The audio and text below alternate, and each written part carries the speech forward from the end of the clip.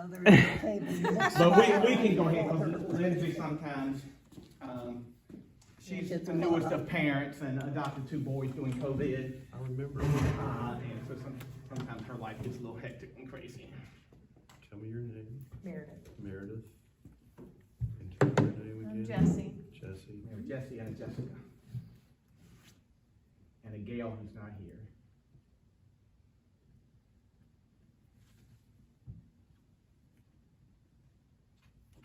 Well, good evening. It's Good good to see you. Welcome to a new day. Welcome to you. Yeah, well, thank you. My pleasure, my pleasure. Glad to be here. Enjoyed being with you all last time.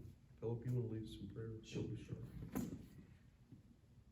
Our gracious Lord, we gather around the table after coming from different places and our own busyness in our lives with work and family and commitments, and we try to settle ourselves now for a little bit, Lord, to help focus on this church and your purposes for it. And we've been journeying together what seems like a long time now in one way or another through a process, and we've reached this point where we turn a page and look forward to what you will show us as the days unfold. And we just pray for always for sensitivity to your Holy Spirit. Help us to set aside ourselves and just make ourselves available to you. Bless each one here. In Christ's name we pray. Amen. Just one more personal quick word. We did just have a grandchild, and she's wonderful. There are 3 other children in the family, and they're all in the tiny space in New York City. And my daughter-in-law's dad is a pediatrician, and he is not the least bit afraid of babies or children or whatever. And I don't even know what to do with a baby. So I'm trying to figure out how to be a good grandfather when I'm scared to death to be left alone with a baby. So Just don't drop them. just don't drop them on their head, right? So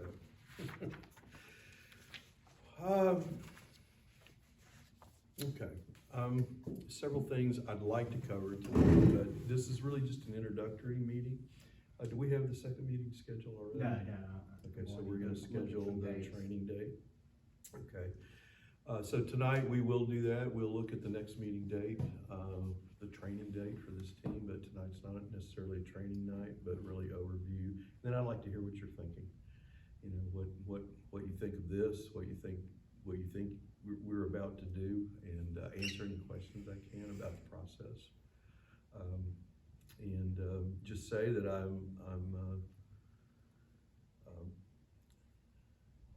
I feel very honored to be a part of this with you all, because I know it's really significant, and want all of us to. Hey, Lindsay, you missed 20 seconds worth. Oh. So you're good. There You was missed the a- prayer, but it's on. You missed the prayer, but you hear that all the time from me, so. There was accident blocking the way to the faster route, so I took the longer route. Sorry. That's okay. This is Lindsay. Hi, Lindsay. Hi. Glad you're here.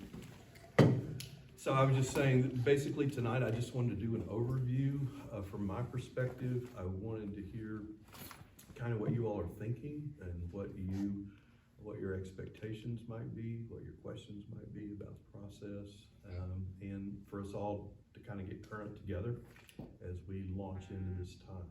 So I don't want to be redundant. So has everybody at the table seen our proposal? Yes. So everybody's familiar with the proposal? Okay, great. That's a good place to start.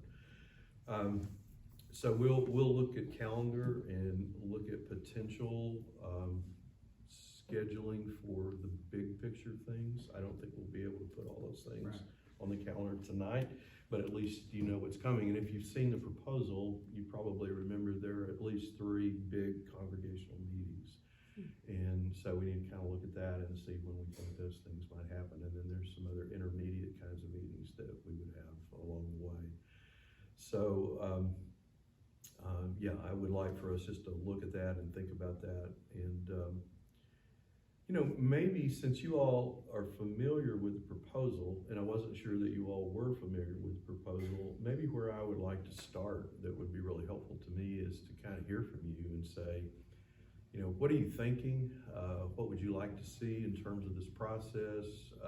I want to make some things clear about expectations for this team, which we'll do more of when we do training. But just to get some bigger picture things really clear so y'all can begin to think about that. And then I would like to talk about assignments related to gathering information between now and the next time we meet so that you can kind of get a head start on some of this. And some of the information should be really ready at hand because of the work that you've done already, Philip. So that would be easy. So could I just ask you all just to say, you know, kind of what you're thinking about this, how you feel about this, what your expectations are, kind of where you're coming from, and that will really help me to kind of position myself a little better. So do you mind doing that? Fire when ready. Don't wait for me, I'm gonna hold back. There are ready, aim, fire people, and fire ready, aim people, so. Yeah, that's true. The fire ready, aim people can. Yeah, I've never, that's a good. That's I more my remember that. style, and then try to figure out. I'll go first because I'm probably more the fire first. And then, You're good. and then think later, regret things that my big mouth said. Yeah, I mean, I think I'm excited to be here. I'm excited to have a path forward, which I think Philip has tried really hard to get us on a path. And we just have not been able to like maintain like momentum. So I think I'm happy we have a plan and we're moving forward. I think yeah, like I just tend to be fairly like pragmatic about things, and sometimes my mouth gets ahead of me. I start working through like how things are gonna work instead of like slowing down to think through like, instead of what do I want and what can we accomplish, like what does God want, and slowing that down is hard for me. Good. And yeah, I think my big concern is like we just don't like having the people to do the work. I think like the active people. I think we have a wonderful church family. We have a wonderful church, but it's just like finding people that are willing and able to do the work necessary to maintain a healthy church has gotten hard. Right. Hands on deck. Kind of thing. Okay. Thanks. I'm Lindsay, Hi, Lindsay. and yes, I think this is going to be helpful too. I'm glad we're doing it. I think similarly, like I'm hoping that it's going to keep us from getting stuck and never moving forward with anything.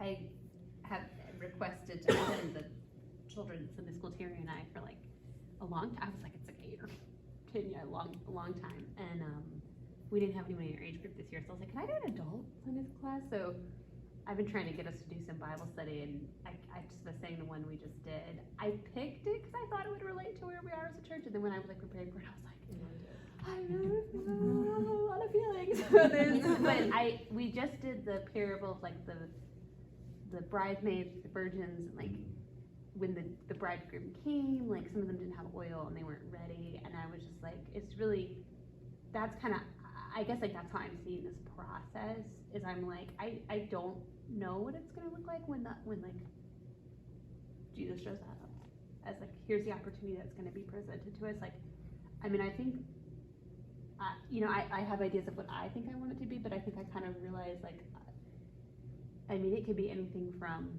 we need to find a faithful way to give this building to somebody else to we are gonna like totally revitalize and come up with some creative new way. I have no idea what it's gonna be. And I think like in the story, they're like, we don't know when he's coming. We don't know what it's gonna look like. That's very helpful. And, but I feel like we've kind of been the unwise bridesmaids where we're like, but we're not gonna prepare. We're not gonna be prepared at all for like how to respond when an opportunity comes for like what we could do in the future. So I'm hoping this is gonna be like us kind of like filling the oil in our lamps so that whatever the opportunity that God is gonna bring us, that we actually can move on it. Because I would hate for us to like, you know, in a year or so find out like, oh my gosh, like we could do this. but we haven't gotten the congregation, but we haven't done any of the work, and so I would hate for us to miss an opportunity. I think that's where I've been feeling that this is sort of like us getting ourselves ready for whatever opportunity is gonna come. We really don't know what it's gonna be. And a practical thing I would really like to get out of the process is, I'm hoping this can help us to like really do some investigating and find out like what does the community want and what does the community need, to see if we can match that need in some way. I just feel that is kind of my personal feeling of like, I don't know. I think there's a lot we could do, and I think it might look nothing like what we do right now. And I'm excited about that, but then I think what happens is like anytime we get excited and be like, it could be, what if we did this or what if we did that? It's really hard for people. Like people just are like, they get really bogged down in the details of like, but you would have to figure out insurance for that, and you would have to this, and you would have to that, and then we just go nowhere. And so I'm really hoping that this could like help people, like I'm hoping we could get help figuring out what the community's interested in, to see if we, because I think we do have a lot to offer the community and we don't know what the community's looking for, and help to like answer those practical questions so people stop getting bogged. Because like whenever we're in a meeting, I'm like, what about this? Everybody starts talking about like a million details, and I'm like, I can't answer that right now, but we can research And it's it, hard to or do we- that in a vacuum, you know, in other words, if you're not in a process, then you're really fending off, you put something on the table and everybody can take a shot at it. Everybody just gets scared, and I'm empathetic to why people feel that way, and so I hope, because you all have done this so many times, like you would be able to say like, you know what, there was a church that did that, and here's the practical things they had to think about, whatever idea we have. I'm hoping to have someone who's seen other churches do it to answer those Well, practical and this process really doesn't, you know, it's not gonna be a forum for people being able to kind of weigh in on their every concern on a possibility, so to speak. It will hopefully open up the world to the possibilities, but the format really doesn't allow people to, you know, just sort of shoot something down before it has wings, or to, you know, put it on the back burner, you know, because we've never done that before. I mean, that's a simple one, but so yeah, so I did a couple of meetings with Second Baptist Richmond a few years ago when they were trying to decide about a contemporary service. And one of the things that they were concerned about, y'all know that church, you know, one of the things they were concerned about was all the people that were already loaded for bear, you know, before we ever had the meeting. We had like 250 people in that meeting, but we designed a process whereby put people in groups, and we didn't give anybody a microphone. And it made some people angry at me, which is appropriate, right? I'm here to take as much of that kind of stuff as possible.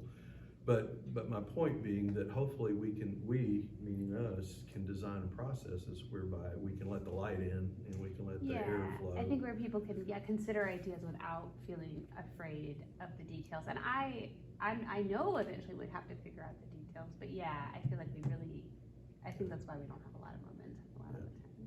So. It's hard work too, so. Thank you, Lindsay. Terry? I guess, if I look at things strictly from numbers and building and expenses and things like that, that leads me one direction. If I look at it from the way that I feel like I'm being led spiritually, it leads me in a completely different direction. So I understand why people feel the way that they do. But I think that Air Church is ready to be included in the process instead of feeling like there's a small group that's controlling everything that's going on. So I'm anxious to be someone that can go out, and if there's a way in between meetings that we would have questions that we could pose to get a feel for how people outside of this group right here are processing things, then I would like to have that be a part of the process if possible. one of the things that I said, and it's been a while, is that, you know, we meaning our group, a long time ago said, there's really, nobody ever gets ahead by having somebody write a plan for you, or by listening and then writing we write and it, that ends up on the floor. So our process is, just keep inviting everybody into the process. And, we'll have large congregational meetings, at least 3 of those. We'll have other, hopefully, opportunities to educate and just keep letting people speak their minds. Even negative news is better than, no news, or feeling as if, or somebody feeling as if, and you don't want anybody to feel walled out in this process. So that's what process is about. It's about trying to let people speak into this issue. Obviously, one of the things that's hard for some people is just because they speak into a process doesn't mean they get to control the process. Right. We want to hear from everybody, but not everybody gets their way. And so, that's one of the things I'll keep saying over and over again is, you just want this to be a spiritual process, and you want people to be able to speak into it, but not to think that just because they have expressed an opinion that we're taking a poll. That rarely works. Surveys rarely work in any environment. So I hear you. The other thing is that over the last quite a few years, we've looked at ourselves as being missional. And we've been doing things that are missional, but there's only been a small group in the church that have been actively participating because of the age of their members and things like that. And the focus had been on Oregon Hill for a long time, and we need to take a good hard look at who can be our neighbor and who can be a part of their core that can allow us to be able to expand, the missional part of what we're doing. I think that's an element that we've neglected, and because of that, we've watched ourselves get smaller and smaller and smaller. Yeah, that's a good observation. Yeah. And I just add real quickly, I look back over the years I've been here, when the neighborhood started going through drastic changes, we didn't respond. And I think we felt we didn't know what to do. Because when I first came here, you kind of knew what to do. Lots of family, lots of kids, you kind of knew what to do. And then when that dynamic changed, at least for myself, it's like, I'm not sure what to do now. Right, yeah. And we just let the change from the neighborhood keep going on, and we stayed the same. Yeah, so you get isolated. Yeah. Well, thanks. Well, I'm excited for this process. I think we've done a lot of good things so far.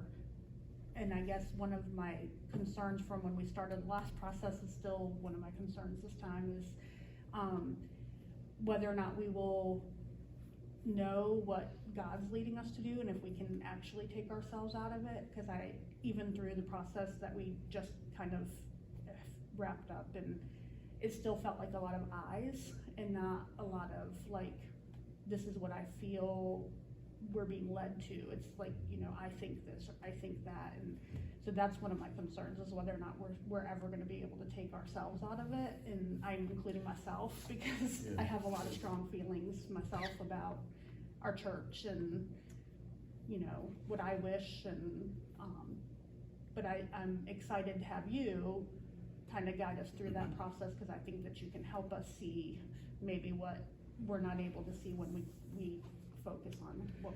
Well, and let's say everybody just couldn't decide, and everybody just, you've got people that are not facing the reality of whatever you bring up, or that they have such strong feelings about how things should go themselves. But those things in and of themselves in a process are a decision. I mean, you can back away from that and say, okay, this is where we are. We can't make a decision. We went through a process.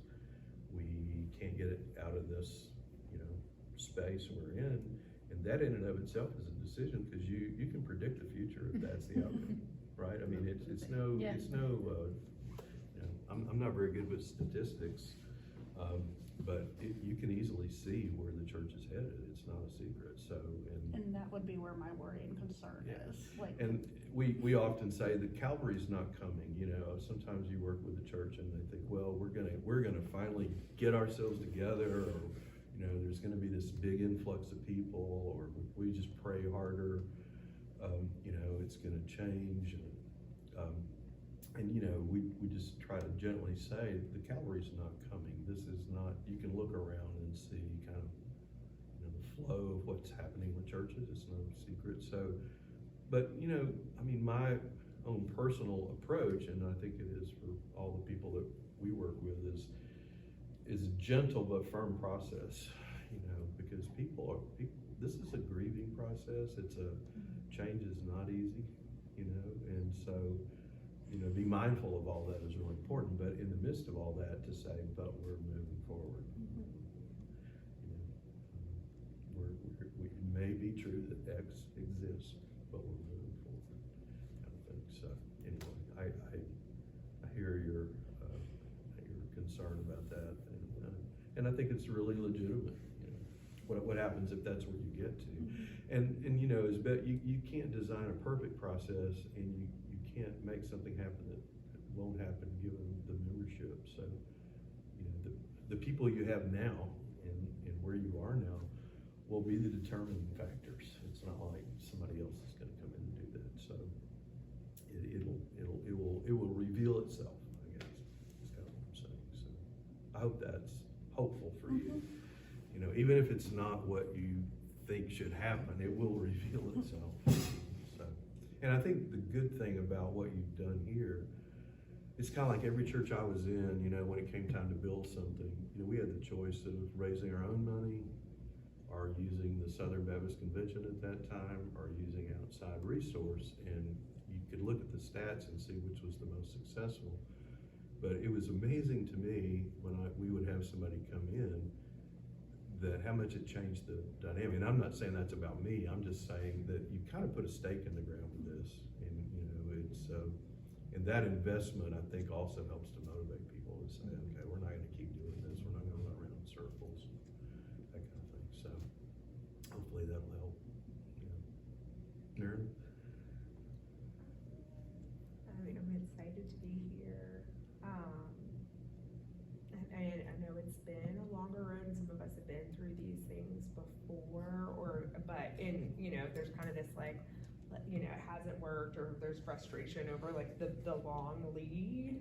But I kind of feel like, I don't know, more recently I've just thought about, you know, God's timing rather than our own, and I think it's created a real, like, this overwhelming desire, like, you know, where I think people are like ever ready, you know, or at least wanting to commit in a way that we haven't. And so I know that can be frustrating, it can wear people down, but there's also like a, you know, enough is enough kind of point that sometimes you need to get to like make a positive change. So I feel like maybe we're in a space like that. Two things, lots of thoughts, but I think a concern of mine would be just a personal observation. It's just, you know, that seeing the church change so much over my lifetime, and going from a larger church with more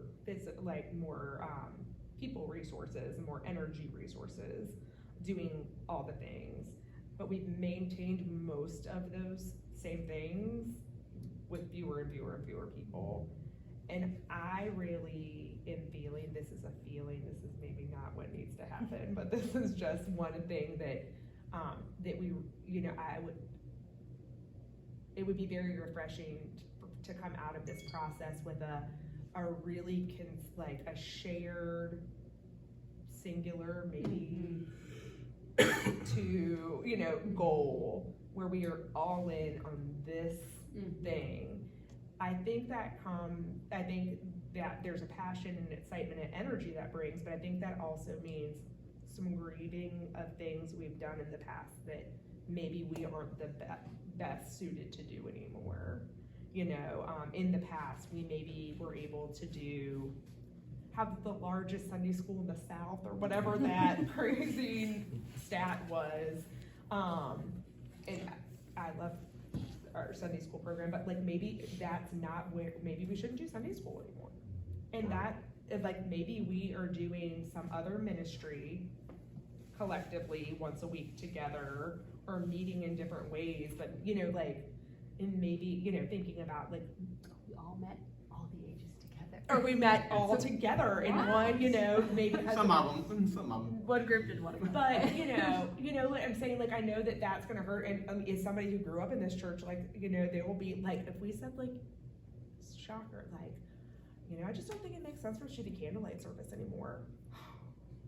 You know, it would say, you know, I'm not saying that that would be one, but right, like, that would be super Right. hard for us as a That we're congregation. meeting are But more if important. we have a certain amount of energy, and if we go all in for one thing and we do it super well, but it just, I think that's gonna mean killing off some old traditional things, and I just think that might be really hard for Well, us. and I would just say it's absolutely gonna be that. I mean, you're describing, you know, a dynamic that some churches have faced into and others haven't, and the ones Yeah. that haven't just dissipates. I just, Like you said, you got we don't you have got financial- infinite energy reserves, I guess is my Exactly. point. And So we that need to is, be you selective. know, we always talk about budget and finance, but that's another, you know, commodity. I think that might be our biggest one right now, is that's how it feels to me. You know, like, we are very blessed, I mean, we have to watch our budget, because we could get into a funky place, but we have had endowments that have floated us to this, you know, point, and so we're very lucky in that way, the way some other churches haven't been. Right, absolutely you are. But we can't just, keep Yeah, you can't, riding yeah, on right, that. you can't keep riding on And it. endowments mask a multitude Yeah. of Yeah, things that normally would have to be addressed. yeah, Yeah. so we have had the luxury of not having to, like, face them in real time. Yeah. And then one other thing I'd say, I was really encouraged this summer. We always go to the same place for beach vacation, and there's this like small but mighty church, and they're always doing all this programming and all these things. And I ended up talking to the minister for like 2 hours one night. They're like out doing all these, like, it looked like VBS kind of things, and I was like, it's so lively, and they have all these other groups coming from all over the state, and it's like a teeny little place. I'm like, what is happening here? And they said they went through a process like this like 10 years ago, and we've been noticing this church has been doing this year after year after year. It's not like a just this year thing. And they said they were facing very similar things, and they had a dinner, and they invited all people from the community, not people from the church. Social workers, firefighters, police officers. Now this is a small town. This is not Richmond, Virginia. However, I wondered if we could apply the same logic when we get to a point where maybe we think, you know, I just feel like making decisions that just feel good to us inside don't feel very good to me anymore. And, you know, really taking ourselves out of it and thinking about those that we want to serve, and actually asking them what is most how, and in this instance, so this is in the Eastern Shore, which is the poorest part of the state. Right. And mostly migrant workers, so English is second language. And when school is out, they can't afford childcare with the salaries, they're getting paid below minimum wage. And so that came out at this dinner. People were like, you know, there's kids being left at home, and there's a lot of like social work issues that are happening, or there's people that are going hungry during the summer because not the whole family can't go out and work. And so what they do is they get youth groups from all over the state, and every week a new youth group comes in, and they have a free all-day childcare program, and they host it, and they feed that, you know, and they've got all this programming, and it's like incredible. But they kind of get this infusion of energy each week from this youth group that comes in all summer long. And I just loved how they didn't come up with, this is the problem we're going to solve. They listened to the community and then figured it out together. That's what I want to be able to do. Yeah, so that was encouraging to me, because I asked about finances, and I asked about how many members they had, and it was very similar. It was not fancy pants.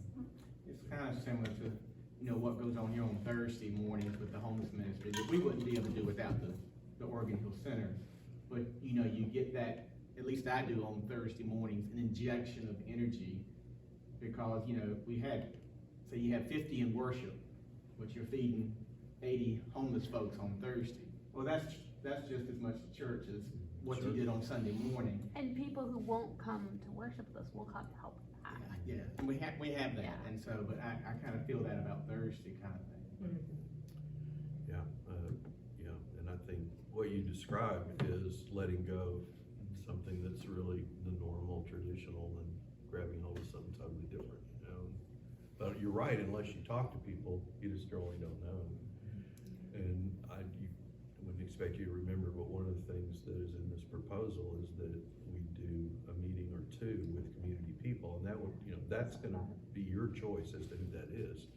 But if you wanna do it, I think it's really helpful to see, you know, and in a sense, it's kind of like a focus group. Be interesting just to know, and I think I said this last time I was here, just go door to door, which I don't, not recommending, but just go door to door and just say, you know, what do you know about Pine Street Baptist Church? We did this when I was in Florida, and we had a fairly, you know, big presence in our community, like facility, as you do. But we went like 2 blocks away and people say, well, where? You know, it's like, we don't know. We didn't even know you existed, you know. I will say, on a practical level, I thought when we were part of the festival this weekend, the neighborhood festival, I thought, could we, maybe I'm volunteering to do it if people are okay with it, could we print up something that, like, as people are coming through, that just said, what would you like to see in your neighborhood? Give us feedback. Like, is that too soon for us to do that? I bet Merrick could come up with a QR code.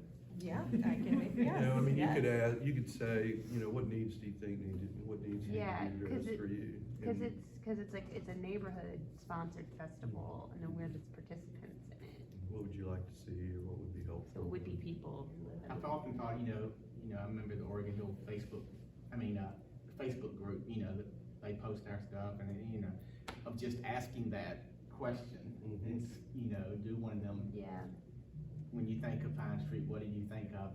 Some of them will probably say, well, y'all do movies, y'all do homeless. Mhm.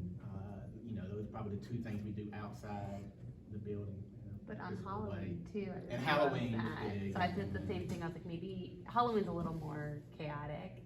I don't know, it's dark, but people could Yeah. really give answers If you don't there. have plans on Halloween, you should swing by. Well, if you do it before we're in the process, which you probably would be doing it, you know, I'd keep it really simple, and I probably would try to disassociate it from the process, other than say, this period that we're in, and what another thing I want to talk about is, we're gathering all the information we possibly can, and here was a simple opportunity to gather information, which I think is always helpful, you know. Okay, so it could possibly be yeah. okay to. But I don't know that I would tag it to this process yet, but I don't think there's anything wrong with doing it as a church. So I would just say, yeah, we're in the gathering information. Mhm. If anybody asks or have an issue with it, or whatever, which I don't even know who that would be or why, but I just keep it real simple. But I think it would be helpful information. I think anything you can get that's feedback from your community is Yeah, really helpful. and just cause, yeah, it seems like this time of year is when the neighborhood seems to connect with us a lot, Yeah. so I think it's a good time to ask. Yeah, it's a great opportunity, and you would hate to miss it, I think, so I think that's a good idea. I get to share a little bit. Yeah. I don't know where to begin. Yeah, you know, we met with what I had been calling the discernment group that I'd been working with, which was about double this size and so forth, and. Was everybody on that group? Yeah. Everybody at this And table? Some, I just put an email out and asked, you know, we needed to make it smaller, and it just happened that people said, I wanna come off, I need to come off for whatever reason, and this is the group we ended up with. You didn't have to fire anybody? I didn't have to fire anybody, and it actually, you know, it worked out pretty well. But I met with that group on a Sunday after worship, after I had sent the proposal to everyone. And, you know, we got in, and we met in our conference room, which makes it tighter, kind of, more conferencey, and started wanting to get people's feelings. Now, that wasn't a voting group, because they really don't have a voting, it's not a group that can vote and make decisions like that about spending. But I found myself getting very defensive. And she even sent me a text or email afterwards, said, I wish I could hug you. I wanted to hug you or Glad I something. didn't. Oh, yeah. The next day, but maybe That might have been why you were a little maybe that emotional. was a blessing, but I was feeling, resistance, and these folks know me.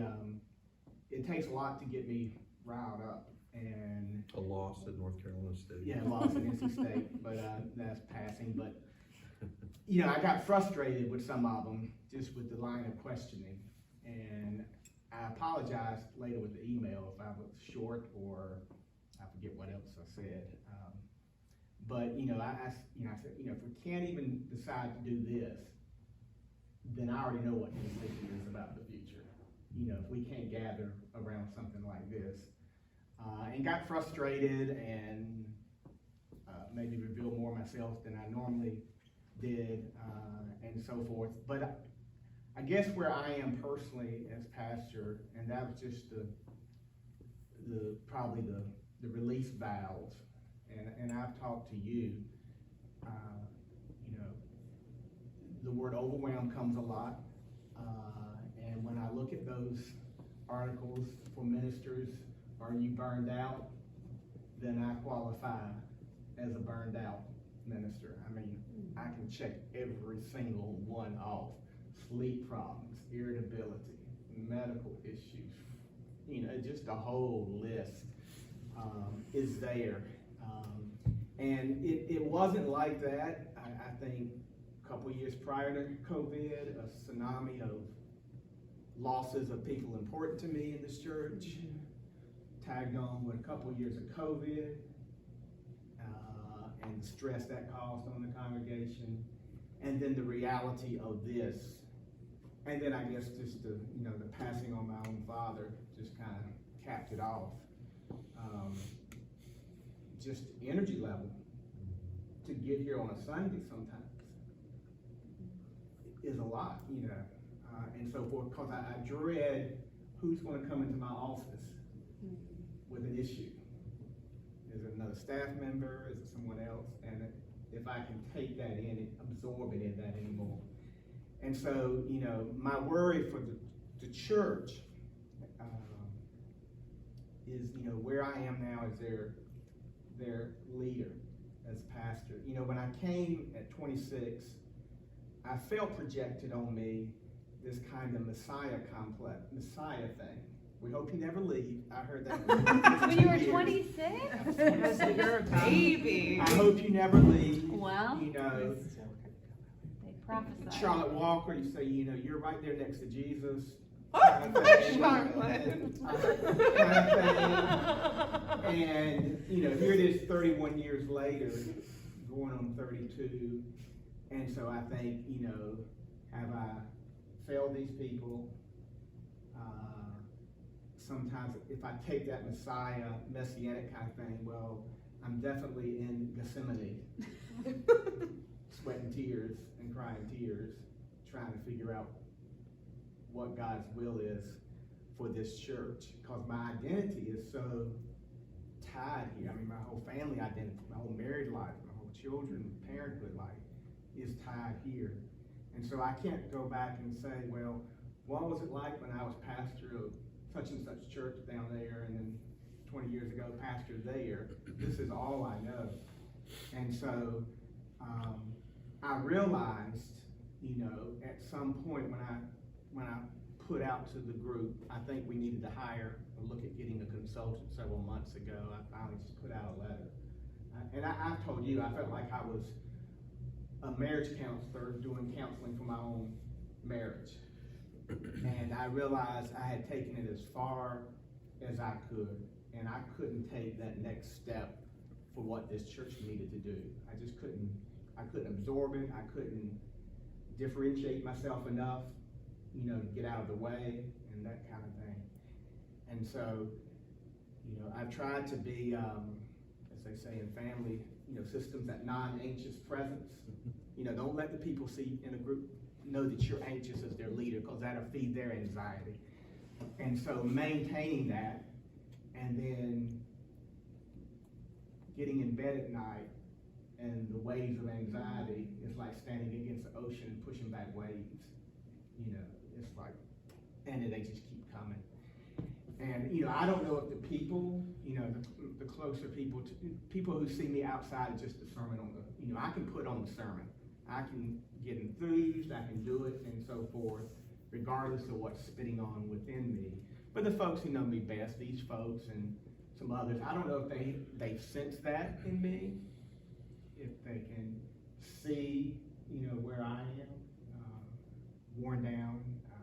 Jennifer keeps saying, you need to go talk to someone. You need to go get talk to someone, work through some of these issues and so forth. And so, I'm fighting back emotions. Now, that's just where I'm at. And, it's just been hard. It's just been incredibly hard. And like I said,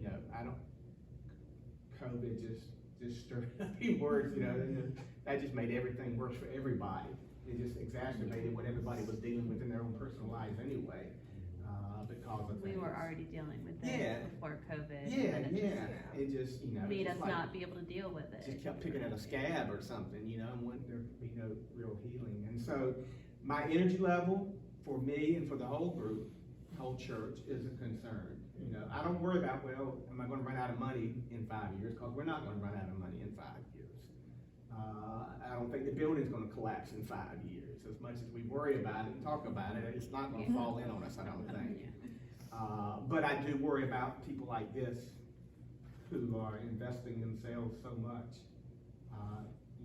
At what point do I say, y'all done all y'all can do, that kind of thing. And so, it's just where I'm at, and I try to maintain some days I come in and somebody else said it, I'm very hopeful, that the future looks very hopeful, and then some days I come in and the future looks real discouraging to me, and I waffle between the two. And so this process at least will allow me to step back and breathe, because I wasn't able to breathe trying to lead it myself. I think we did some good things, some good discussion. I think we've done some work already, and I feel good about that. But I realized that somebody with outside perspective could help us perhaps get unstuck, move us to the next place we need to be, and so forth. And like I told you, we've done strategy planning. This is, if you call it that, 4 or 5 times now over the years. But this is the first time it's involved, start talking about, existential things, about your very existence. It's one thing, what are we going to do, what new ministry is going to start, we're going to do a contemporary worship, let's get behind it, and you're not thinking about, in 10 years will we even be here, that kind of thing. I wasn't floating around back then, but that floats around now amongst us. And me too, and so that just puts a whole different perspective on what we're doing. And yeah, so if I could describe where I'm at, I'm definitely in the garden, and just trying to figure out what God wants us to do, and I don't want to let people down, and I do feel like that. And so forth. And so it's just, trying to deal with all my internal stuff and deal with the reality here and trying to lead, it's just been too much. And that's why I can check off all those things off are you burnout kind of thing when you do those kind of things. And I can't read another book on discernment, I just can't do it. I've probably got 30 in my office over the last 3 or 4 years, and so forth. So there, yeah. I don't know if that's helpful or hurtful. Are we allowed to say something nice in response, or is that not a? No, I let me just say that the caliber of human being that you all have here is getting more rare all the time. So, you know, Philip, there's a ton of stuff I'd like to say to you, but mainly I'd like for you not to feel as if all of this is on your shoulders. Well, this is definitely, So, you know, what I'm agreed to do is a big relief for me, because, you know, I know we will have meetings and stuff like that, but I'm not trying to do everything else and try to process all that at the same time and process it as leading it fully. And I know there'll be a time when I have to leave because I'm a pastor, but yeah. I was, three things just kept coming to my mind when you were talking. One was that, I think that idea of making, like, kind of putting the pastor up on this pedestal of being Messiah, I think that's sort of a traditional, kind of old way of church being, and it's, you know, it is what it is, but I think when we're naming that we maybe need to be okay moving away from a lot of the traditional things. I think that's maybe a tradition that it's okay for us to put aside and say that maybe that's in our current world isn't the healthiest or right way. I don't know, I was just thinking of that when we're trying to say other things we might have to be okay with letting go of, like maybe as a congregation we need to like let you be human.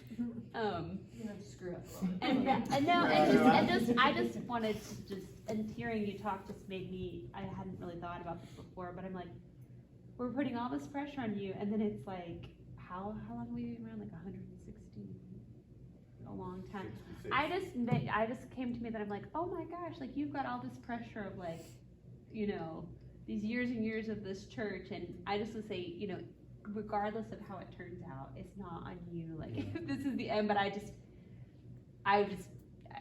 felt and appreciated like just how much weight is on you with an older church too, and like people just really wanting it to carry forward, but that like, yeah, that we don't want that on you, and but that, yeah, I just thank you for sharing to give me an appreciation for how it impacts you. But I was just gonna say too, I appreciated when you shared in that meeting that like, I don't wanna keep doing this if we're not gonna be trying to do something, and I think that's how a lot of us feel, and I think actually naming that so that we're actually working towards something is actually gonna energize people, because I felt the same way, like I feel like we have all the potential and I wanna work towards something, but if we're not working towards anything, why are we doing it? And so I thought it was okay to name that, and I appreciated it because I felt like it was naming feelings that I've had too. Yeah, I mean, not to make fun of it, but you know, maybe you got COVID on purpose. No, but really, I always think about that. I think about a few times in my past, like the day before I got sick, I had like, you know, some different behavior at work or at home. And I know that you have been apologetic about some of that, but I kind of feel like we really needed it. And so, you know, maybe we had to get COVID for, you know, you're just feeling a little more raw than normal that day. And I think, but I don't know, I think we needed like that. It felt good. It was like the perfect kick in the pants. It was, yeah. I'm sorry I came at your expense. Yeah, I know you are not, don't live in that space very often ever. It's very But hard to be. I think, yeah, I think there was a lot of good from that, so. We're also gonna need tissues at these meetings. And the other, We'll rotate snacks and tissues. the other thing that I think needs to be prevalent throughout the staff is that you all are working alongside of us, just like Jesus, you know, lived among, worked among, and led that way. So it isn't all on you. And, you know, I think that things will happen at the right time and that everything has a reason, and we just has to see how things filter out and go from there. Well, you know, one of my faults over the years, and you always wish if I knew what I knew now, I knew then when I came, it was different. But, you know, I'm one of those people that would want to try to keep everybody happy. And I, in the last 5 years especially, have worn myself out trying to do that. Yeah. Trying to, because I realize, you know, we're small, we're fragile. I can't, you know, You don't want it. I can't afford to leave one family. Yeah. And, you know, it's not like a huge church, you lose one family, okay, well, they got mad left. And so I found myself, you know, constantly trying to deal with all that and keep people, and it just, that's been draining, too. And I don't blame it on any one person, it's just where we are as a church, where church is in general in this time period in our country. You know, we're not unique in some of the issues that we're dealing with and so forth. This kind of process that started, I guess it started a long time ago, where churches, kind of see the grass is greener on the other side, sell out, pick up, move. That kind of neighborhood starts transitioning, sell out, pick up, move. Not to pick on Second Baptist Richmond, but they used to be downtown on the slave circle. And so, they kept moving out to where the grass is green and the prospects are high. And some churches decided to stay and minister in their own communities. And there's a lot to be said for that. Nobody's passing out, gold stars, but if I have to choose, I'd rather have a church that decided to stay than go where it's easier or more productive by the world standards. So You're welcome to join us. I appreciate that. We all come from somewhere else. Yeah. I mean, because of that. I mean, Yeah, at least partly, we've right? talked Like, about that, and I mean, some of you have like neighborhood, and, this is where you grew up, and like where, but like others of us are looking for something different than what surrounds our green yards or whatever.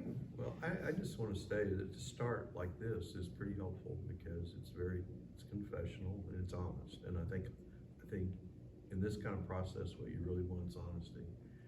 And, your minister has led the way to that and opened up his heart to this process. And I appreciate it personally. Having pastored for 40 years, I've experienced all of the ranges of things as you have too, and it's just very helpful when you can kind of say where you are. And so I mean that goes into the mix. Your minister is tired, and I'll just say parenthetically, we lost a slew of ministers through COVID. They just checked out. They just said it's just too hard, it's just too much. And I'm not blaming them because I think health issues and other issues just got the best of them, but we just saw huge, and younger ministers, a lot of younger ministers who just said, I can't do this, so, Philip's still skiing behind the boat. He didn't turn loose on the rope. He might have lost his skis along the way, but he's still on the rope, so. But thanks, Philip, personally for me, I just looked up, and I'm not gonna read it to the group. Are you familiar with Edwin Friedman's parable of the bridge? I'll send it to all of you all. It's really helpful in terms of differentiation when you feel like everything's on you. And it was for me, at least, when I was in a similar spot. So, I almost want to say the blessing and go home. But I won't. I think this is good, and it all is in the mix, and it just says this is where we are. And one of the things I'm very much aware of in terms of this work is that it's work. And do you have, where's the energy going to come from? And so I'm very cognizant of that. Our way of doing things does not mean that I'm here to do your work, because if I do your work, then I did your work, and it's not yours. But I am very much aware of where you are. So y'all help me understand, what can and can't be done. And again, we'll just say, this is just the way it is, folks, because it does, to do a process does require some investment. But I think the hope at the end is that you will have made a decision. And that hopefully will be enough to kind of give you a sense of relief to say that we'll make a decision here. And if it's no decision, that is our decision, and then you have decisions to make, as well as other staff.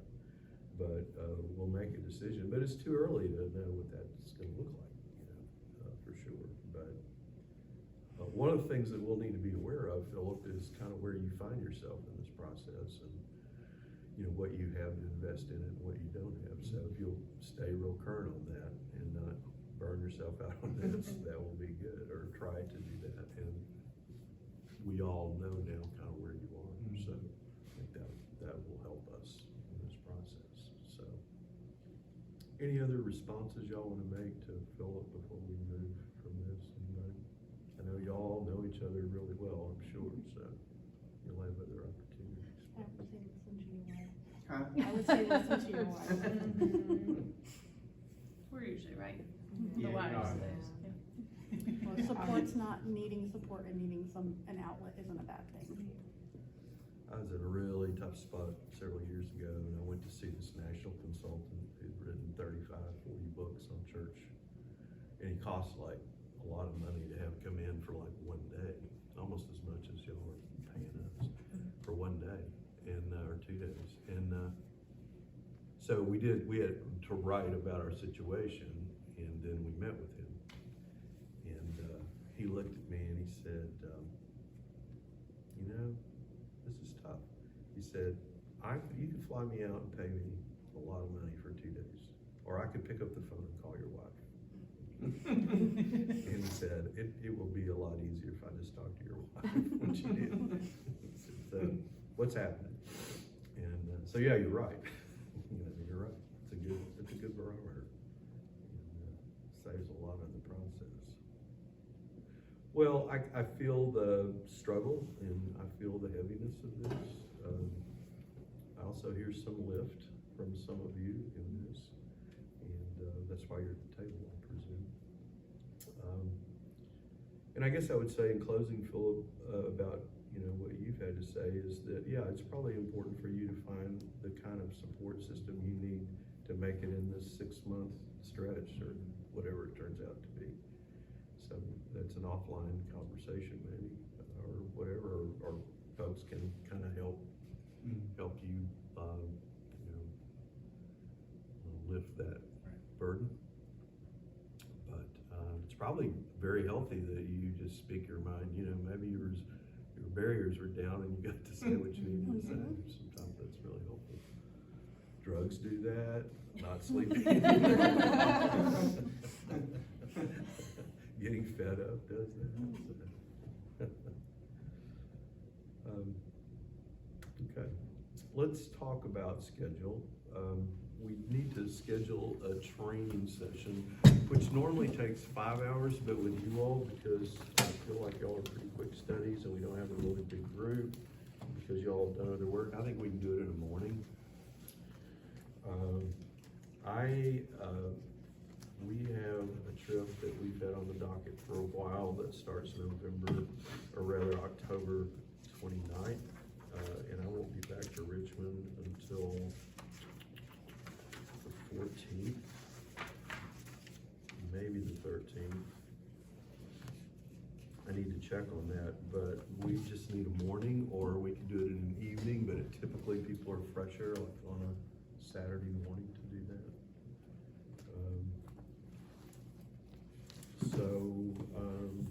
I feel like it needs to happen before we lose Merrick for a little while.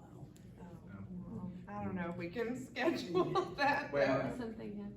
we can, I don't know if Donating my kidney to my dad. mid. Yeah, I just found out today that it's official. So. If we did a training I don't have a date. and Merrick's home recuperating or whatever, could it be, she Zoom in with us Absolutely. for that? I don't, Absolutely. I don't want to put a lot of, put pressure on her to feel like we're trying to. Yeah, it will be But- interesting, cause yeah, I mean, it could And be. you just don't know yet. I just literally don't know. It could be like November 16th, or it could be like January. Yeah. I think I have to collaborate with my father and, the surgeon. But yeah, I think I'm offline That's a for. priority. Yeah, yeah. Yes, So that that would be yes. my only caveat, right, that I will tap out at some point. And then I think after, like, if everything goes the way it's supposed to, you know, after 2 weeks, as long as somebody can drive me here, I think you could prop me up and I'd be happy to be part of the process. I mean, I don't know if it'd be invasive, but like, could we just go? I mean, yeah, if you bring snacks. We need to bring you a meal anyway. Well, yeah. So what is, I mean, Thanksgiving, I guess it's the 22nd? I was 24th? 24th. Yeah. Yeah, I was gonna say after the 14th, there's the Saturday of the 19th, and then the Saturday the 26th is the Saturday after Thanksgiving.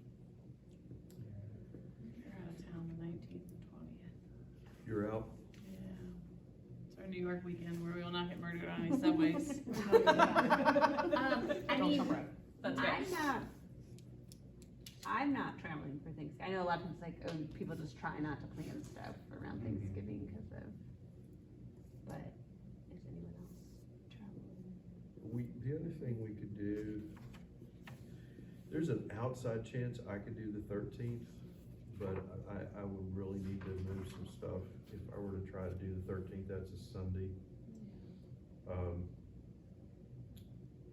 But Or the Sunday, could we do it on a Sunday? you can. On like the 27th? I mean, it's the first Sunday of Advent. I mean, that's the first Sunday after Thanksgiving. Right at the That's a end of tough Thanksgiving. time to try to Yeah. get people to. Whatever works best for y'all. I mean, this is where I'm at, so. Would it be hard to do it on a weeknight, like 14, 15? Oh, Is like that possible? two nights in a row. Yeah, or go, see what we could get done if we started like we did tonight and had a little sustenance. I'm talking not elaborate, but so we could go from, let's say, 6:45 to 9. Is that, I know some of you have family, child. On the 16th, we have our annual business you meeting. know. We can cancel it. Let's not go to that. I Aren't you mean, having this one too? I can't reschedule that, but, Yeah, we could, I mean, there's nothing, if we wanted to do it on a weeknight, I just don't know how that works with y'all, with kids and so forth. Could we do it on the 14th and start? Would y'all be willing to do that? Can you give me a day to check on one thing and then, can we pencil that in? If I have noticed too, I mean, depending totally on what works for the group, like, I can get off a couple hours early if we wanna start early one day. I mean, I know that can be hard to coordinate, but. An earlier start on Mondays. I know everybody's got different schedules. Cause this is not gonna be like, I think I'll look at this, but because the scheduling is kind of tough right now, because we do need to get started, we could get a lot done in a 2.5 hour meeting, and then we can see what we don't get done. Because y'all aren't new to this. Some church folks are so new to this process. Y'all have been through some of this. You're pretty maneuverable. You know each other pretty well. I mean, a lot of times in the training, there's, we spend some time really talking about yourself and all that, and I don't know that we need to do that much with you all. So I'll look at the, kind of look at the body material, and we might be able to knock it out on the 14th. If y'all are willing to, and if there's anything still hanging, we can, have time, but we also. Do you want like a 5 o'clock start with dinner? That'd be great. Yeah. Yeah, we could get some box dinners here. I mean, the church approved extra funds, so we don't have to worry about Right. when we do meals and gatherings Right. and so forth. Well, that's good. That's very generous. Um, Mama Zoo's is open.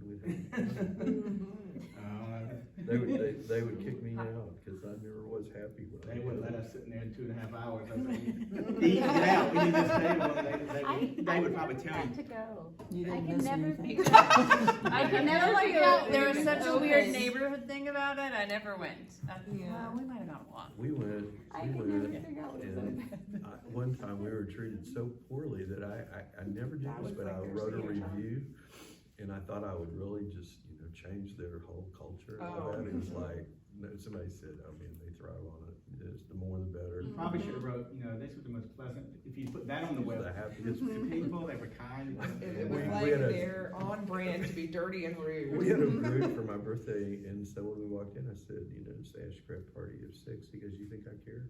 And it's like, that's how we started. It's downhill from there. So, but the food was great.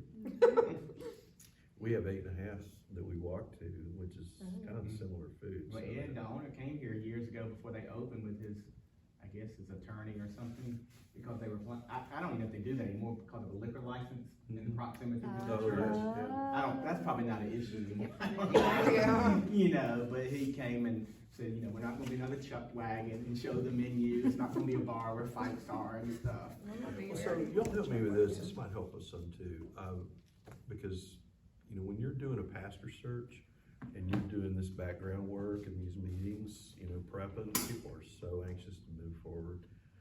I mean, y'all help me understand, is there like, where's the congregation? Is there like this, you know, on-go urgency, we've hired these people, what are we doing? Or can we start with the first meeting in January, congregational meeting, and be okay?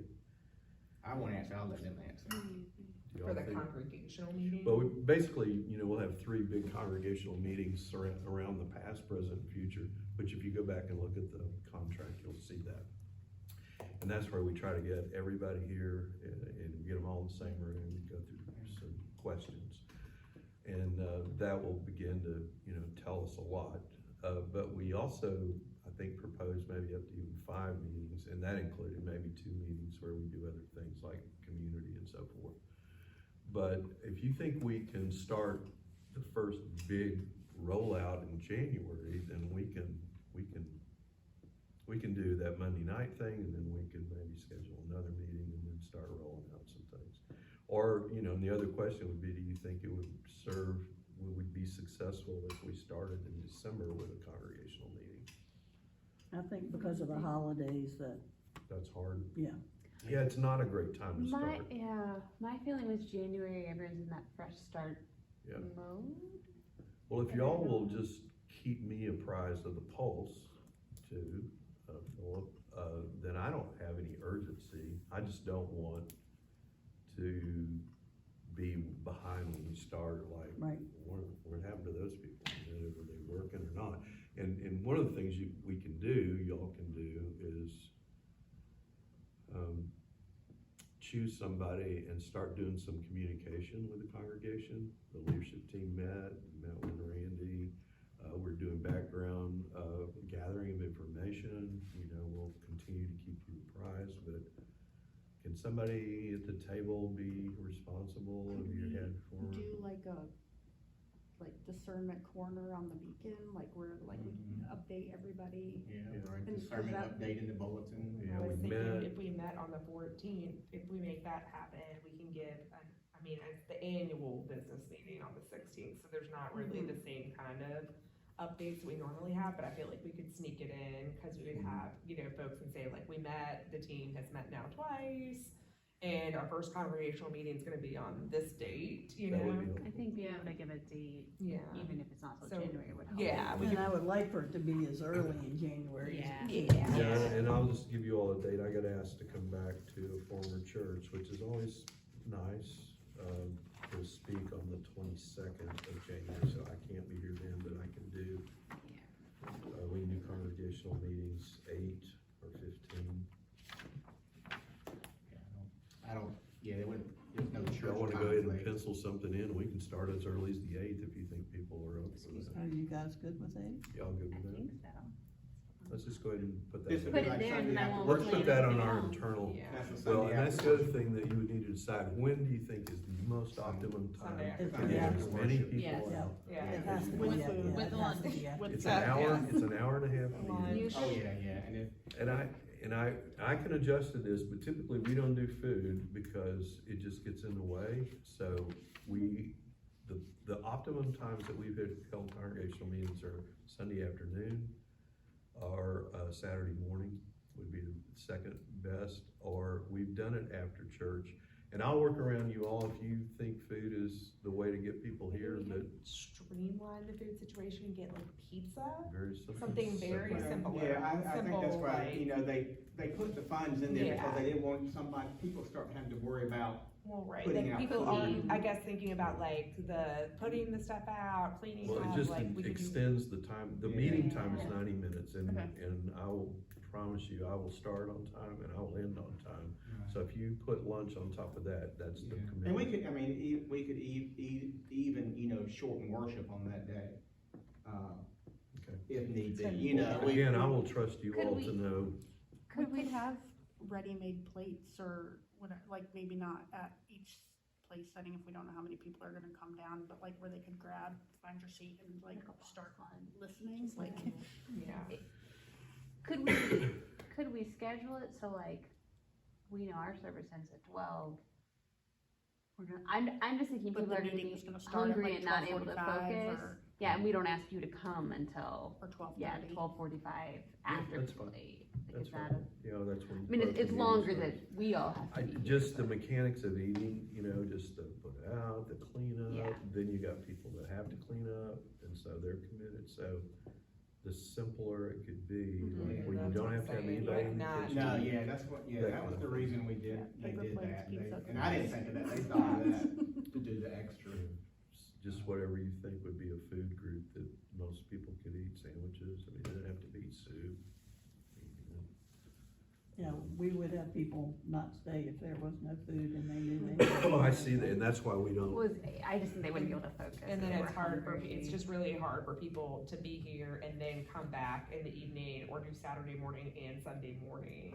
We haven't y'all know best. pulled that off in large numbers. Yeah, I will trust that, but what you're looking for is what is the optimum time to get as many Okay. people out as you possibly can. And we will spend December hustling for people to be there, you know. Should we, just thinking practically, like childcare as Yes. well?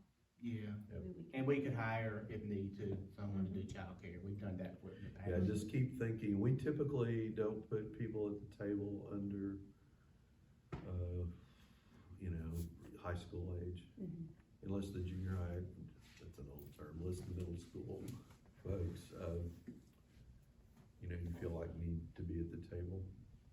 But it's up to your call, but we don't, and we never have children at the table. Yeah, Yeah. I'm just thinking if there's no childcare, then Right, then or at no least, children in the room. then at least one, Yeah, some member people of the come if you family- have childcare, because they need childcare. right, but yeah, it's like, I mean, yeah, cause it's like, I know like, if there wasn't childcare, you know, my husband would watch the kids, but then he's not gonna be in the Right, meeting, so you want, community, yeah, anything, yeah. exactly. Yeah, Yeah. No, Probably that's- true for all of the That's husbands. money well invested, you know, out of your budget for that, I think. So, and people, well, you know your church, I mean, people can help pay for lunch, I guess. Do y'all charge for lunch? You do lunch, or people it's a mixed match, you know, if it's We a do a gas, lot of covered put a dish. basket out there? Oh, they do. See, and that's the part that's hard, the Yeah. mechanical. yeah, I think something very It's simple. my favorite. That Yeah. yeah, that you can eat in 20 minutes, you know, it doesn't have, just something to keep people satisfied and. I have a chili recipe that's really good. How many people are we talking about? Oh, wow, if we maxed out, it would be 50. Okay, and I it's mean, in that this- was- we're in Is this that room. fair? If that every single person stay, and you know, we might, but it may be more like Well, 40. yeah, I mean, our normal number, like when just an example, Wilmington First, you know, they would average 600 in worship, and we felt great about getting 200 people out. So don't be Wow. disappointed if, you know, Oh, and yeah, once this- COVID hit, I ran that program during COVID, and we had to run our meetings on Zoom, Yeah. and we still had 10 or 50 people, you know, because, they were really invested in it, but yeah. You want the right people in the room if Right, possible. yeah. And you wanna just tell people, if you have something you wanna say, come, please, I don't care if it's positive, negative, just come, we Well, wanna hear you. if, you know, if we decide January 8th, that gives a lot of time to put up a lot of nice posters, Yeah. publicity. Well, I think Make going out and people feel speaking, so many guilty. people who aren't here on a regular basis too are gonna see it. Yeah. Would it help you all to name, some people name like,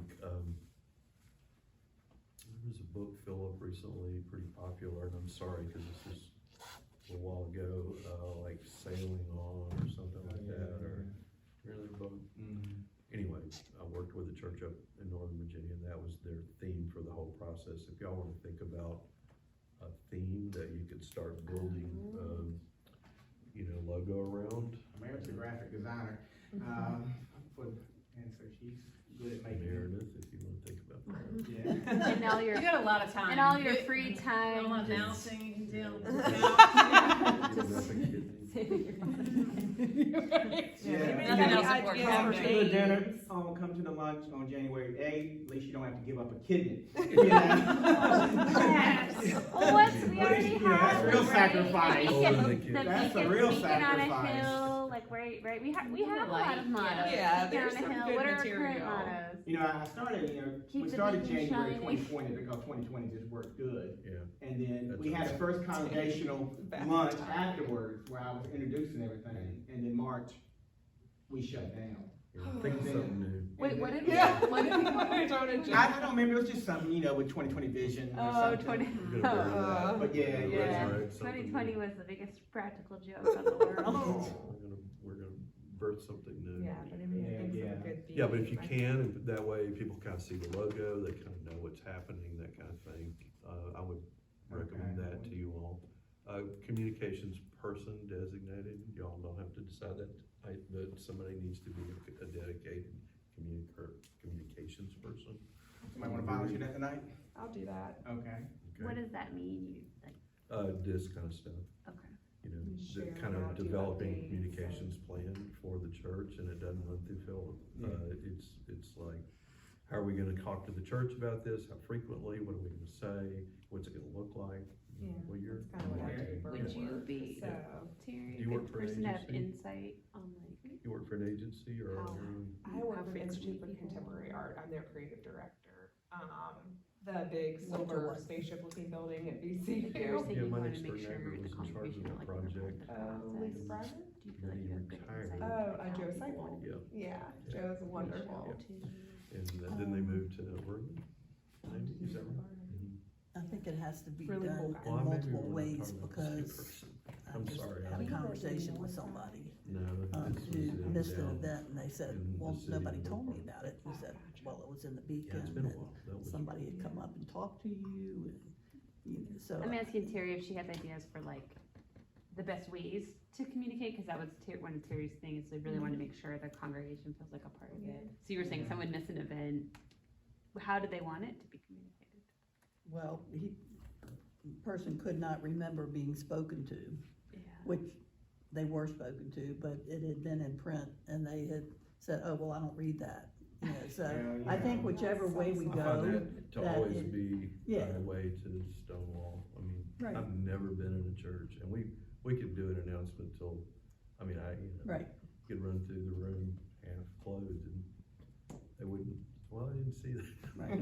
So, Well, we, We can make noise during worship, print everybody it, pays we attention. put it on email, we put it on Facebook, we do robocalls, Yeah, we do have those robot calls. and, Yeah, you're always gonna have that. try, but still, some people still don't, I didn't know, and we got a phone call, email. But, I just think it's important that Yeah. you do print plus. Oh, yeah, you have to do Yeah, it. Yeah. well, everybody's got their own Redundancy is. communication love language. And Mary's a good spokesperson. When she first came back after college and got involved as an adult in church, and she would do business reports, they clapped at the end. You don't get applause anymore, but that's maybe because you're moderate. They were just, it was because I was like a kid, and they were like, oh, no, she's When you were a participating. baby. I have never gotten an applause at budget meetings. When you applause, clap. Anybody ever applaud you? No, not yet. That's when they're all our drama. It's coming this time. Oh, no, it's not. Don't give us false hope, Terry. We just went through like Robert's Rules of Order. We were Oh, like, God. We were just always told like we were doing that wrong. We were like, we don't know it. We don't know. But there are specific First to questions serve. that you feel like would be good for us to float. Say that again. If there were specific questions that you feel like it would be good for us to float, for people to be thinking about, so that when we have our first meeting with them, they've put some thought into I don't know if that, We don't really recommend that. okay, Just come if you have something to say. We'll describe what the meeting is, but yeah, we, that kind of builds something that you might not be able to deliver on, so, yeah, we just don't do that. So if people come up to us and they're like, we see this congregational meetings on the calendar, Mhm. what's it gonna, what am I gonna do there? I What- will provide descriptive language Okay. for what that's gonna be. Okay. And it's not gonna be elaborate. Yeah. You know, it's gonna be, you know, have y'all done a timeline and photographs and all that kind of stuff? We've done timelines in the past. Now, Is that like, You mean? of cause normally history? we would do a history Yeah. and we let people bring photographs of the time period, and this is when you were fifth grade here, and. yeah, our people can- congregation would love that. People can put up. Oh, and yeah, do- that's right. You know, Yeah. you can, will be a you can whole- do it do it nice, I mean, decades, we've yeah, had, do it I've had decades. ad agency people before, and, you know, they can do something very different than other people, so, you know, you can do it as elaborate or not, but for your purposes, to me, to honor that first meeting with the past is really important, Mhm. to just nail it so Mhm. that people don't think you're just trying to change Forget, things. yeah. But we're starting off on this platform, and we want people to know we take it seriously, and we do. It's important to find the DNA, because, you know, the DNA is transferable to contemporary, you know, needs and issues. So, you know, to do that well will really be important, and you can have a lot of fun with it. And, you know, we have had folks, a table where you can bring, you know, photos from times past or whatever. People dig out stuff and just kind of do and, you know, typically to keep celebrating the past is not a great idea, but for this purpose, it's nice to do it and then to move on. Mhm. So, if that makes sense. Yeah. So that's what that January meeting would be about. Okay. All the while, Speaking we're of the gonna be, church's love language right Yeah. there. all the Yeah. while, we're Yeah. gonna be doing other things. He has to say, we'll be good at that meeting, Yeah. and then we'll get to the next meeting, and we'll be like, Butter In them the up. next We're meeting, buttering we'll them be up. dealing with, you know, I wanted to say earlier, you know, one of the old saws was, you know, when the horse dies, dismount in ministry. So, you know, a lot of people are trying to ride a dead horse in ministry, so you keep doing programs and ministries that die a long time. You know, and so, like Sunday night church, like when I first proposed that we not have Sunday night church in Tampa, people got up and they cried, you know, and I said, well, it'd be helpful if you'd come, you know, but you never come, so you're all upset now. But, they just told all these sob stories, but, you know, it was dead, and we were wasting the whole staff's energy and money, and turning the lights on, and there were old members that we honored and respected, and they were upset, and it was hard to make that decision, but it was the right decision. So we added a Sunday morning service and did away with the Sunday night service, but that's just an example of Yeah. other things, you know, Yeah. that you kind of have to shift. So anyway, okay, well, this is good. So You want to let us know about the 14th, yes. and then we'll, So the other assignment I wanted to give you is get everything that you have together, like whatever stats you have. And we don't use a lot of stats, but some of them are helpful. So, you know, whatever you have about going back, and this is what attendance was, and this is what, it's gonna look bad, but that's okay. We're not gonna put them out there necessarily, but we just need to see some of that. Whatever you know about your community, I would give someone that assignment. I'm blanking right now on the study that the city does for yeah, your I did the community. thing, you know, BGAV did the study of our neighborhood based on the census How long ago? last year. Okay, that will be helpful, but then the county and the city should have done a needs assessment. Do you know what the current needs assessment looks like? What No, you I were know, talking yeah. about, you can see in it's either county or city, and I'm sorry, I but, can try those. but if you will look at that and see if you can find the current copy of that, that would be Needs helpful. assessment. Yes, needs assessment for and decide how far you wanna go with that. You probably don't have to go real far out, like miles wise. Right. But decide which way you wanna go with that so that you can look at that data. Just collect it. You don't have to analyze it at this point, you just collect it. And it's okay for me to make something for these community events that's just collecting like qualitative data from the community. If you'll just shoot me an email of what you're thinking about, and Okay. I feel, if it's okay with you, I'll just weigh in on that. Yeah, I'm mainly fine. thinking about the church in regard to that, like, how is that being understood by the church? What does it mean to the church? Yeah, yeah, That yeah. kind of thing. In what context is it gonna be put in? Yeah. Does that make sense? Yeah. So, yeah. You guys are great, thank you. This is good progress. Felt good to be here for me, Yeah. and not be in your spot. And just sitting over here and make a comment here and there. Yeah, that's good. One of the, sheets that was in, that people submitted things, that you sent back out to us, had all the stats from the last year in terms of attendance at Sunday school. and Yeah, broken we've down. got some of that I did, going back at least 5 years, and, Go our. back 20, can you go back Oh, 20? yeah, we've got the records, we can go back Go 20, back 20. I mean, Do we still do that? You guys yeah. don't, you still turn in attendance for our class or something? not Sunday, we don't collect Sunday school attendance anymore, but we still, when it comes time to reporting that stuff, we're small enough, we can estimate. Well, please understand too, that is not gonna be used, weaponized, in the way we work. It's only really for our internal purposes to show trends and to Right. talk about. And then the other thing that might be helpful or not, it depends on your people, but is that to understand national trends, sometimes people just go, well, it's just us. You Yeah. know, and I don't know how deeply they have looked. The other thing is, are y'all willing to read a little bit? I know you're so busy, but article wise, if I start sending you, They read a book for me, and, what'd you read? Pursuing missional faithfulness. Pursuing Missional Faithfulness, Okay.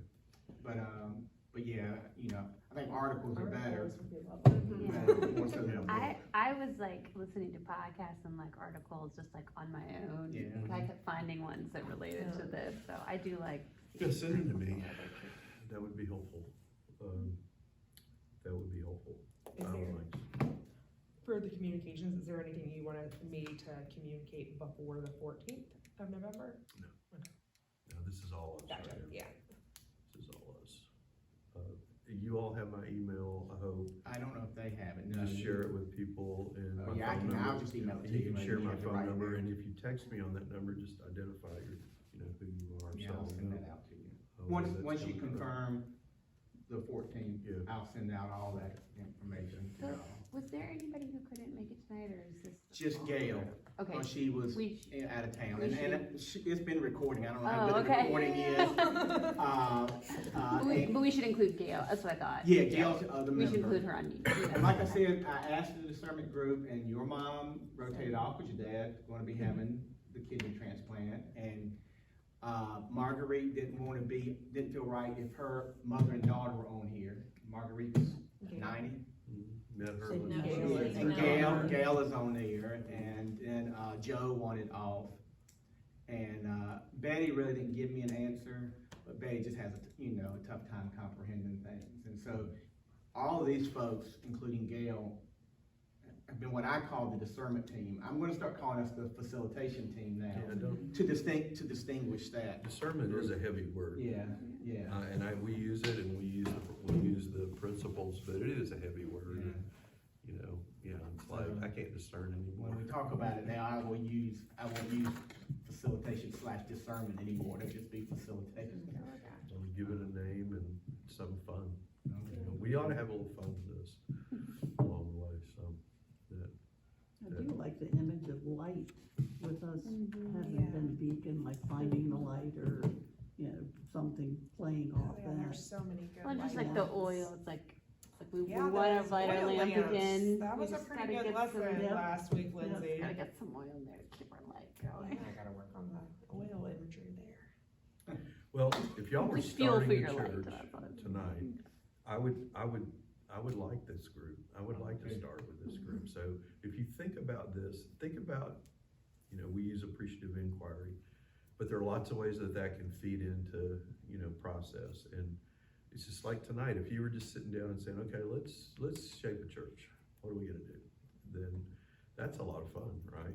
That dream, That's the that exciting early, part to yeah, me. yeah, let's shape a Is what church. we can- And that's what we're doing, really. We're not just, this isn't a process that grinds down this is a process about, let's start something and see what's growing. Let's see where God's growing grace and, you know, opportunity, you know.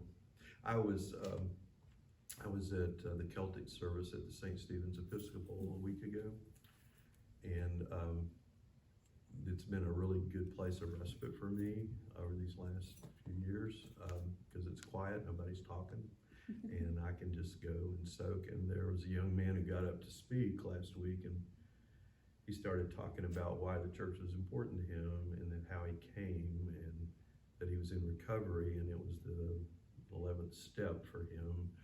But he talked about this older gentleman that invited him to stay for the dinner afterwards. I don't know if y'all are familiar with what they do, but invited him to stay for dinner. And then the next week he came back, and this older gentleman remembered his name. And then some other people started, you know, relating to him. And, you know, he had hair still down to his, not still, but down to his shoulders. And obviously was a counterculture appearing person, you know, these 10 years ago. And, you know, I was just so touched, because I thought, this is the genius of church, right? I mean, it's providing a safe place where somebody can come in and feel blessed and graced, and it changes their life. And I think that is so incredibly simple. And so often churches are so and so self-focused, and they're all focused on all the things that really don't matter. I mean, if the whole thing burned down, you know, if all the documents got burned, you know, it wouldn't be the end of the world. It would be like, okay, now what are we going to do with this gift of grace and life and high touch? And it just restored for me the simplicity and the power of what it means to truly be involved in this enterprise, you know, and how simple it can be, but it spoke to me in ways that church hasn't spoken to me in a while. And I just share that tonight just to say that you get a group of people together, and they're Christ followers, and they believe in the light, and they believe in love and grace and transformation. There are tons of people out there that, you know, that's a life changer for them. They don't, and I don't mean that we're better than anybody else. I just mean that a lot of times people have no grace in their life. And so, you know, it can be a lot of fun, and it can be truly transformational. So I'm a strong believer in church and what happens in church. It was true for me coming through, and there's a whole lot of other stuff that's not fun. And I've been where Philip is, and I've done the checklist. But when I think about why I got into it and what really was meaningful to me, that's still a pretty good lift. You know, it's a pretty good lift. Yeah. So, yeah. I still love preaching, I still love pastoral care, but then some of the other church stuff is just like, Well, my 6-year-old granddaughter would say, let it go, let it go. yeah. And she would say it so many times, I want to slap her. One more question on the demographics. How Yeah. far out do you think we It's should go y'all's from choice, but I mean, what are y'all thinking? I mean, what, Well, I think we need to go across the river, you know, because we've let that usually be a you do barrier. a circle, Yeah. you know. Um, When I did the BGA, I just did Oregon Hill, and one of the problems we have with our data, it gets skewed by VCU Oh, population, these dormitories Mhm. and everything. But yeah, you know, some churches do 5 miles. We're just so condensed in the city. I just feel like at this point, the way the city is and the way it's grown, I mean, there's just something to be said for like, we are truly like in the center of the city, so we really could, you know, you think of Richmond, you know, it really is a north, south, east, west, sometimes division, but like, you know, community. I mean, I think you could consider each direction, because we really are in the middle. I don't know. Yeah. Well, yeah, Like I mean, in a lot of location-wise. ways, and Richmond's one of them, a city that got divided by an interstate and created all kinds of Watch them different build it. processes that, you know, just does wreaks havoc Yeah. in communities. But all that to say that, yeah, you're still, you know, you're still in the center of something. Yeah, I mean, and maybe, I mean, just practically wise, I think it'd be okay for us to consider, like, even just within the city, all sides. But maybe there is some meaning or symbolism to, like, I don't know if it would have always been considered that, but somehow we've kind of ended up in the middle of this very diverse group, I don't know if this community. is helpful, but when I was in Tampa, I climbed to the top of our steeple, which was, you know, you had to go up, and then you had to climb up this ladder and emerge out on top of the steeple. And I took the community as what I can see from the steeple, and that was the sermon. You know, my sermon was a view from the steeple, and it was north, south, east, west, and whatever I could see is what I thought was our community. I mean, people from any of those neighborhoods, it would be Yeah. about equal distance to come. Yeah, we here. definitely, I think, We're not have real realized smack that dab in one side. we have been, for at least for a good part of my ministry, maybe the whole church's history, so focused on Oregon Hill. Mhm. And Oregon Hill's always been a close, tight-knit community, which is not anymore. It's just kind of, you know, there's no real boundaries anymore like there used to be. And so we have to find other ponds to fish in than just right here. Yeah. And then you decide, you know, what makes us attractive for people living out to wanna come here. You know, that's part of Or it. ask yourself, how do we wanna reach people? You know, First Baptist Richmond used us, 3 or 4 years ago, and one of their values for the process was, we are going to give ourselves away, never expecting anybody to come to church. That was kind of one of the values, like, we're gonna do this, and we never expect these people to come to our church.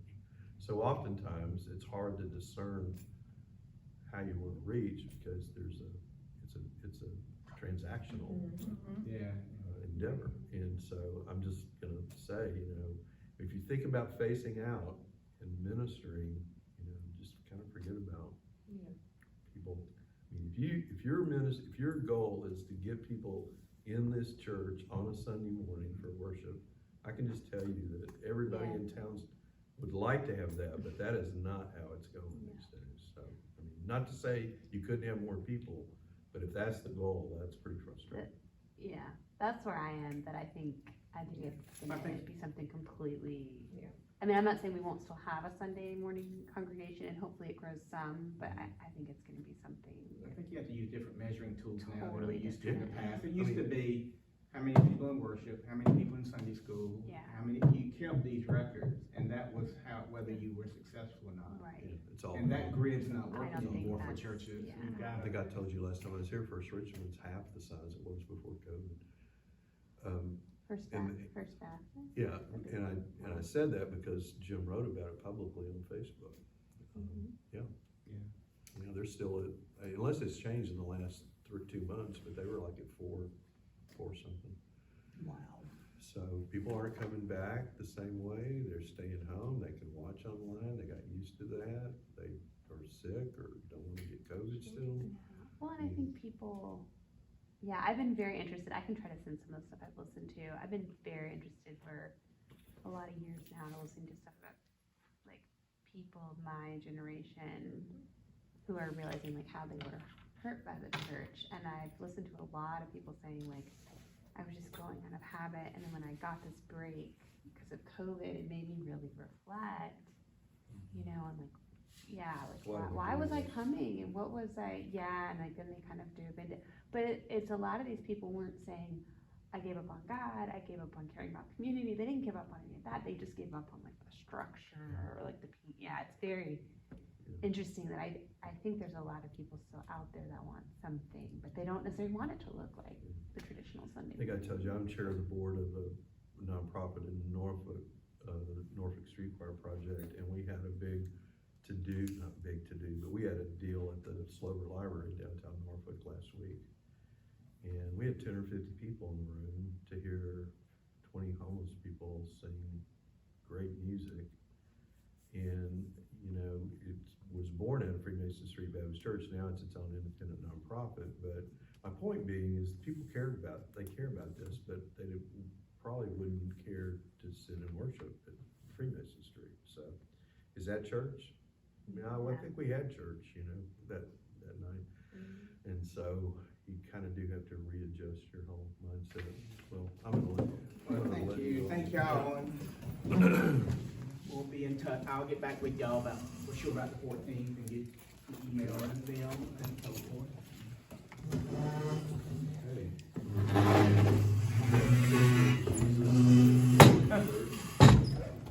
I was given by the Woods, a long-time member here. In fact, on Wednesday night, I used to look this way. And pulpit, the teaching thing was here, but I decided I needed screen, and then when we was like that, when people came in, everybody followed them, they were coming in at the front. So I said, we're gonna turn the chairs around and face this way. Yeah. I had people stop coming because we turned our eyes away from Jesus. Now we've moved to just sitting around tables. That goes in the book that all my friends want to write, Kyle. You just can't make this stuff up. Oh, you would sit Philip up there, has some someone would sit up there and give the teaching Well, at the table and I just,